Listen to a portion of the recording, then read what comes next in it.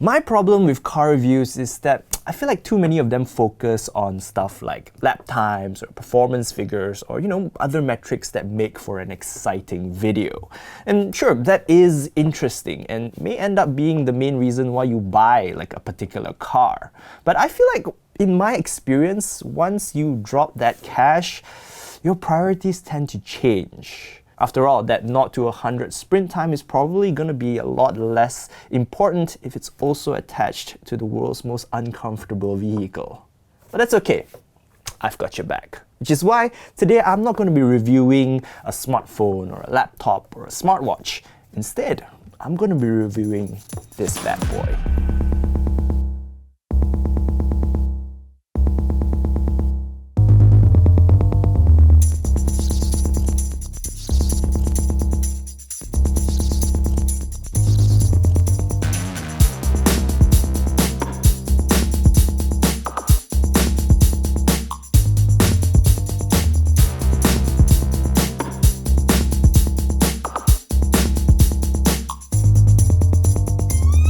This is the Volkswagen Tiguan Allspace R-Line. It costs a little over 200,000 ringgit, it has a 2-liter turbocharged engine, and is grey. But all of that isn't that important to me. What I want to find out is what it's like to live with in this hot and humid paradise we call Malaysia. And I think it all starts in here.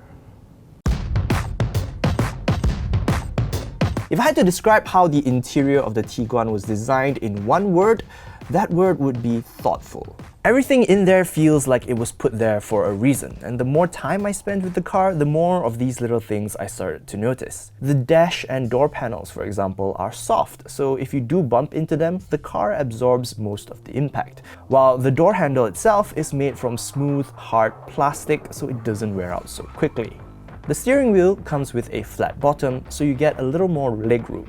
And it's also a telescoping wheel, so you can adjust not only how high or low you want it to be, but also how close or far you want it from you. You have cubbies lined with felt in the dash and in the door pockets to tell you that that's where you should be putting your noisy, rattly belongings like keys, coins, and tumblers.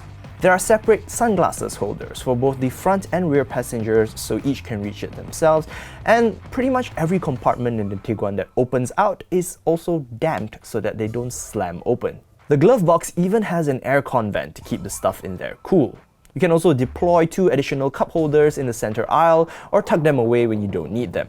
This thoughtfulness also extends to the rear, where there is a dedicated compartment under the boot to store your tonneau cover when not in use. Even one of the boot lights can be pulled out of its socket and double as a flashlight in case of an emergency. There are also mood and practical lights all over the place. Along the doors, in the footwells, and the brightness of all of those can be adjusted to your liking. There are even lights under the side mirrors so you can see where you're going when you approach the vehicle in the dark. And all of these soft touch materials, mood lighting, and good finish really add up to give the Tiguan a truly premium cabin feel.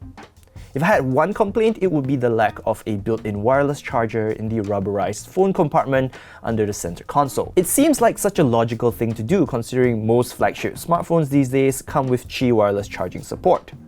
But I guess the trade-off is that you do have 2 illuminated USB-C ports to hook up your phone to instead. Nevertheless, there was never a time in the week that I spent with the Tiguan that I got into the cabin and was unhappy to be there.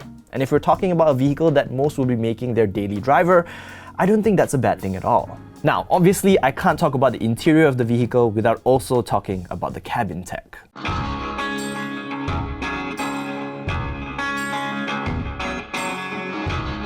Most cars these days are making the switch to fully digital dashes, and the VW Tiguan is no exception. In this R-Line model, you get 2 big screens, one in the center console and one in place of your instrument cluster.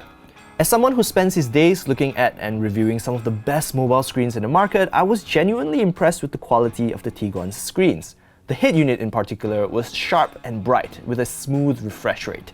Even on bright sunny days, I had no issues with seeing what was on screen, so that's definitely a mark in the Tiguan's favor. That said, navigating it by swiping around or using the gestures was a little finicky. It often struggled with determining if I was swiping across the panel or trying to tap on one of the icons, so I often resorted to just using the touch buttons along the side of the display for navigation instead. And I would like to point out that I actually like the fact that most of the important controls that you want to adjust while driving, like climate control and the controls on the steering wheel, are buttons. Yes, please manufacturers, please stop removing buttons. They have their place and they're actually really useful when you want to control things without, looking at what you're touching. I don't want like the cars of tomorrow to just have one gigantic screen in the middle of the center console there without any buttons, unless you've perfected autonomous driving. Otherwise, I think that's just a recipe for disaster. The Tiguan also supports wireless Apple CarPlay and Android Auto, so for the most part, that's what I had up on screen. Interestingly, I didn't encounter these same touch issues while in CarPlay, so it could be more of like a problem with VW's software issue than the screen itself. In the digital cluster, the display is coated with a matte layer to help reduce glare, and it's effective, but it also makes the elements on screen seem far less sharp than on the main infotainment unit. Still, it was a good enough screen, but I wasn't very happy with the fact that I couldn't have my Apple CarPlay navigation appear on the digital cluster. I could set the music playback tab to pull from Spotify, but the navigation tab was hard-locked into VW's own proprietary navigation software. And I don't know about you, but I definitely prefer Google Maps over any in-car navigation. This feels like a pretty big oversight in my opinion, and I'd love to see this remedied in a future software update. Wait, do cars get software updates? So far, I think the Tiguan has done a good job with establishing itself as, a modern or maybe even expensive place to be in. But there is one elephant in the room that I want to address before moving on to how this thing drives. And that has to do with the Tiguan Allspace's claims of being a 7-seater. The reason why this is called the Tiguan Allspace is that it's supposed to give you all the space, whether that's cargo space or passenger accommodation. This means you can configure the Tiguan in a bunch of different ways. As a typical 5-seater, VW claims it can get about 700 liters of boot space. But if you need more, you can fold everything down to get 1,775 liters instead. And if you fully deploy all of the 7 seats, you're still left with about 230 liters of boot space, which is about the same as what you'd get from a typical hatchback. Okay, so this is how you set up the 2 rear seats in the Tiguan. It's actually quite simple, but needs a bit of strength. So once you have everything flattened down, make sure that the boot is flat and the cover is not in the way. You pull this, and that's how you get your 2 rear seats up. So you grab this and you pull, and then you can move the seat in front. This is what it looks like when you're sitting in the back seat. So it's not a very elegant place to sit, but there is your own floor mat here. But your legs are up. And if this person pulls it in,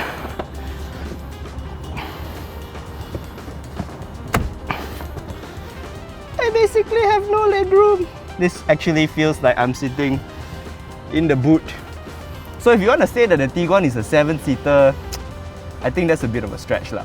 It's maybe a 5+2, like in that let's say you have like 6 friends and you really want to go to a mama, they can probably fit here. But this is probably more for children or tiny people. In fact, I don't even think Zach can fit inside here. Pull the seat, Zach.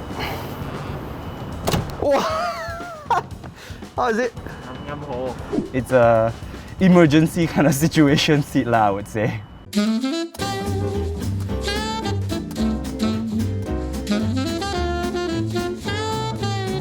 But if you're fine just taking 3 people out with you on a drive, the VW Tiguan is an absolute peach on the road.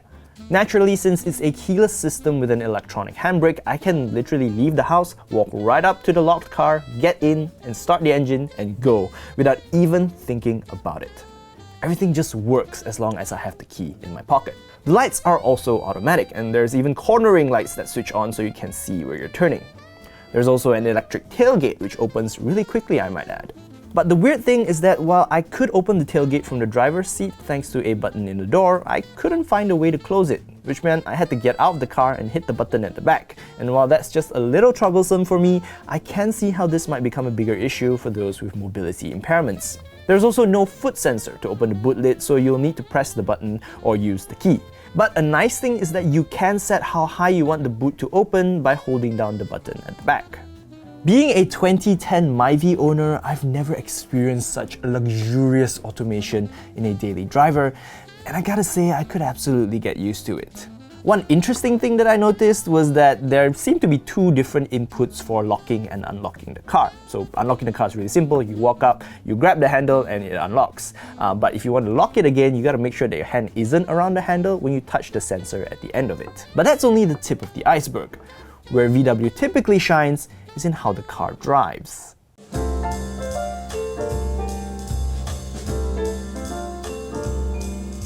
I won't beat around the bush. Despite being called a compact crossover SUV, the Tiguan Allspace is a big car. But sitting in it, you don't get a sense of this enormity at all. The steering is incredibly light, and the Tiguan darts around traffic and through tight bends like it was no bigger than my Myvi. And then there's the power. Oh, it's effortless when you pull out to overtake someone or you just want a quick head start at a set of lights. The car even gives like a satisfying little growl when you bury the go faster pedal. But all this performance and smooth driving does come with a little asterisk next to it, and that is the DSG, or direct shift gearbox. Now, I'm not gonna go into detail explaining what it is and how it works because if I'm being honest, I'm no expert either. But the gist of it is that it's a dual clutch gearbox, and what that means is that it won't behave like your typical automatic transmission. That means there's a bit of an adjustment period. For starters, if you're on a slope or a hill, the gearbox won't hold you there the way your typical automatic transmission will. In fact, your car will start rolling down the hill if you don't engage the auto hold function.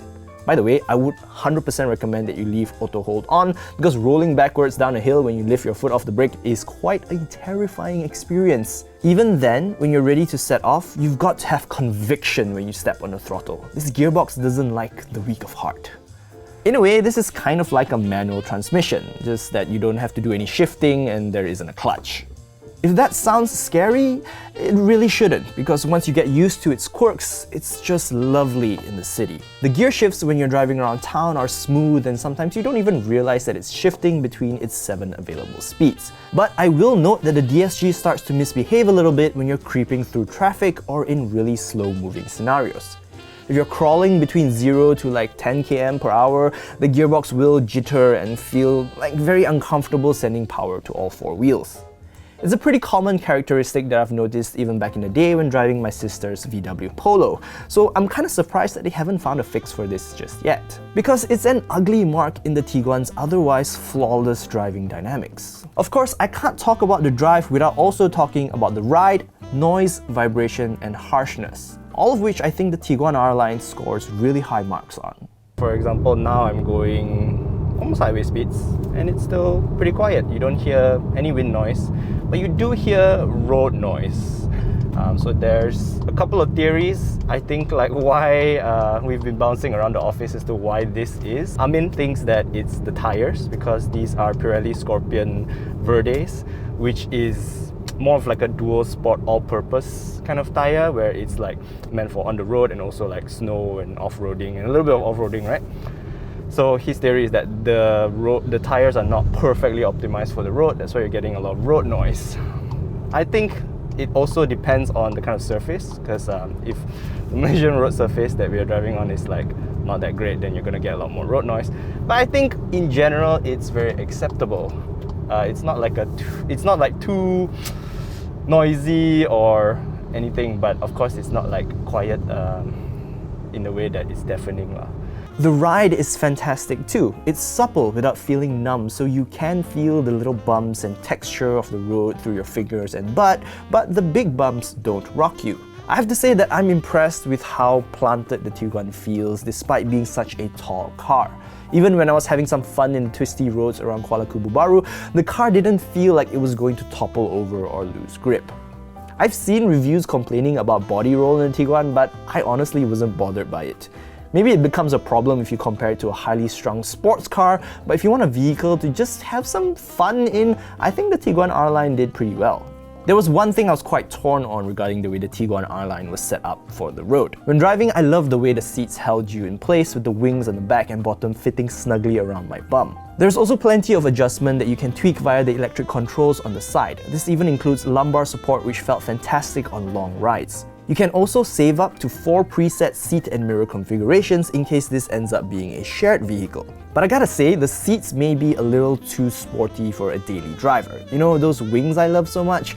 Well, the ones at the base of this seat end up stabbing me in the butt every single time I get out of the car, which is not a fun experience. Speaking of driving though, the Tiguan R-Line has a couple of driving modes which you can switch between via a rotating dial in the center console. It'll let you tweak settings between various road surfaces and also more specific settings if you dive into the custom menu. Since I didn't take it off-roading, I spent the entire review period in road mode, but I did mess around with the settings in the individual drive mode. Honestly, I didn't notice a huge difference between the modes in every setting except the drive setting. Switching between comfort or normal and sport mode drastically changed the way the engine, throttle and gearbox behaved. For my recommendation, if you're going to be driving your daily commutes, leave the drive in either normal or comfort. Only switch to sport if you're ready to give it a spanking, because this mode really sharpens up the throttle response, which makes driving it smoothly in traffic a bit more challenging. Besides, you can always kick it into sport if you want to overtake someone by simply pulling down on the gear lever when you're on the go. But now I need to be the harbinger of bad news, because as much as I enjoyed driving around in the Tiguan, there is one thing I absolutely hate about it and a couple of things I was very disappointed not to find in it.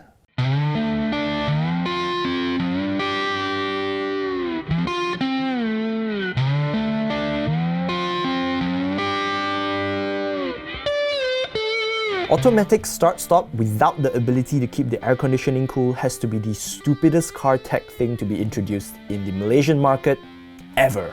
And this Tiguan Allspace R-Line unfortunately comes equipped with it. Sure, it works well to start and stop the car without really needing to worry about it, but I just hate how the air conditioning stops working when you're trapped in start-stop traffic in 30-degree weather. I almost always disable it with the button on the center console. The problem is when I turn off the engine and start it back up again, the feature automatically turns itself back on again. Okay, I'll grant that my one complaint so far is more of a personal gripe. For all I know, everyone else enjoys sweating in our eternal summer heat. But I think the one thing you and I will probably be able to agree on is, where are the safety features on Tiguan Allspace R-Line? Besides ESC, there really isn't much else to keep you from getting into an accident. There's no lane departure warning, no lane keep assist, no autonomous braking, or any of those modern safety features I would have expected in a 200,000 ringgit car. Sure, there are 6 airbags and something called an automatic post-collision brake system, which is undoubtedly useful after you get into an accident, but I was kind of hoping to avoid that as much as possible. Heck, you don't even get blind spot detection on the Tiguan. I don't know if you know this VW, but I can't be trusted on the road. I'm a MyV driver, and there are way more of my kind on our roads than you think. Speaking of MyVs, by the way, even something like the 2018 Perodua MyV has more of these safety features than Tiguan Allspace R-Line. So, what was the Tiguan Allspace R-Line like to live with?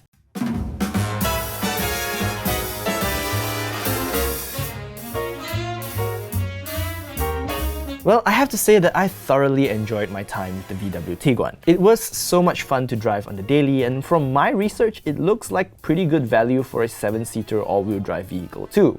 Yes, I did clown it on the 7 seats a little, but you can technically fit 7 people in here. I even ended up liking the way the VW Tiguan Allspace R-Line looks, which is something I never thought I'd say about a crossover SUV. While reserved, the car's styling definitely gives it some presence on the road, almost like something a baddie would drive in an action movie. The proportions look just right with these 19-inch wheels and the sleek grey colorway. It also looks like it has the potential to age really well over the years. Unfortunately, I can't say the same about the Tiguan Allspace Highline, because I think that car just looks super goofy, almost like a caricature of what a mom SUV would look like. I'm just disappointed it isn't more well equipped in the safety department. I would have liked at least a blind spot warning system considering how long this car is. And yes, before you tear me apart in the comments, I will acknowledge that I did not talk about the fuel mileage that you can expect out of the Tiguan. And there is a very good reason for that, and that's time. 6 days just wasn't really enough to get a reliable fuel mileage test in, since about half that time was spent shooting the car, which meant that it was left idle a lot with the engine running, which is not great for fuel consumption. As a result, I got only about 6.5 kilometers per liter, which sounds like terrible fuel mileage for someone who drives a Myvi and rides motorcycles. But you know, if you want like a more reliable fuel mileage test, let us know in the comment section below, and maybe we can get the car back again from VW and go on like a road trip or something like that in the future. But yeah, that's pretty much it for this video. Thank you so much for watching. I hope you enjoyed it. This is our first, I think, proper car review video, so I'd love to hear your feedback and you know what you liked, what you didn't like, and if this format is something that you're interested in. But yeah, that's it for this video. I'm going to end it here. So if you liked it, be sure to give it a thumbs up. Don't forget to subscribe to our YouTube channel and hit that notification bell icon so you're informed whenever we publish a new video. And maybe it's another car video. But yeah, that's it. I'm Rory, and I'll see you in the next video. Bye!